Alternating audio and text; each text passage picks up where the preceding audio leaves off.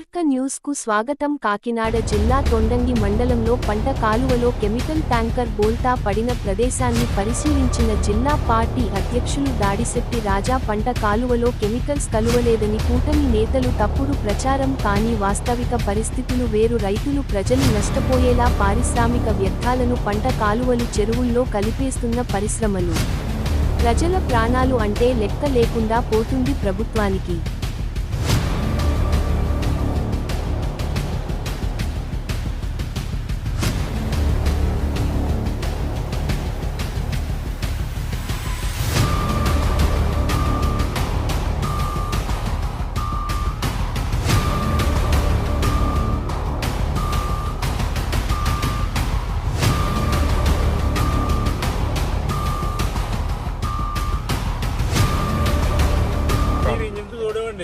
శుభ్రం చచ్చిపోయాను చేయను పొలం కూడా చూపించండి.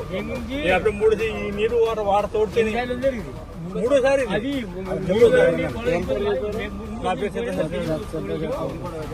గుంపడు 14 నెంబర్ ఈ కాల కింద తోడుకోండి. ఈ కాలంలో మీకు ఎటువంటి ప్రాబ్లమ్స్ వస్తే అలాగే చాలా సార్లు వేసారన్నారు కదా, మీకు ఎటువంటి ప్రాబ్లమ్స్ వస్తే చాలా సార్లు ట్యాంకులు అలాగా మూడోసారి ఇది మొత్తం కాలిపోయి మూడోసారి మన తొలకూరులో ఈ పంటకాలలో వెళ్ళిపోయాయండి. అక్కడ పశువులు కూడా చీడి కూడా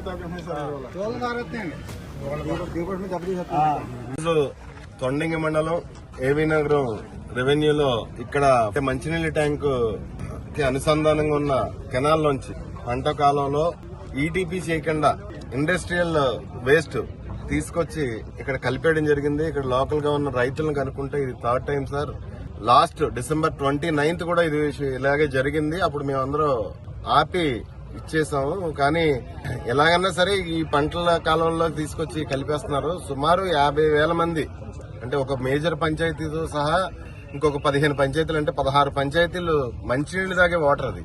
ఆ వాటర్ లో అర్ధరాత్రి తీసుకొచ్చి ఈ కెమికల్ కలిపేయడంలో, అంటే ఏ కెమికల్ అన్నది ఏ ఇండస్ట్రీ నుంచి వస్తుంది అన్నది మాకు కూడా తెలియదు, ఎవరికి తెలియదు. కలిపే టైంలో ఆ లారీ ప్రమాదవశాత్తు గట్టు తెగిపోయి అందులో పడిపోవడం జరిగింది. లేకపోతే కెమికల్ కలిపేసి వెళ్ళిపోను రైతులు కూడా గొడవ చేస్తున్నారు. చెరువులు పాడైపోతున్నాయి, లేకపోతే పంటలు పాడైపోతున్నాయి, పంటలు కాలిపోతున్నాయి అని చెప్పేసి రైతులు ఇబ్బంది పడుతున్నారు. మరి ఉదయాన్నే రైతులు ఇదంతా గమనించి నిరసన తెలియజేస్తుంటే మరి బాధ్యతాయుతమైన అధికారులు విషయం ఏంటో అన్నది కనుక్కుని ఏ ఫ్యాక్టరీ నుంచి వస్తుంది, డెస్టినేషన్ ఏంటి, ఎక్కడికి వెళ్తుంది ఇది అని కనుక్కుని బాధ్యులపై చర్యలు తీసుకుంటామని చెప్తారా, లేకపోతే రైతుల మీద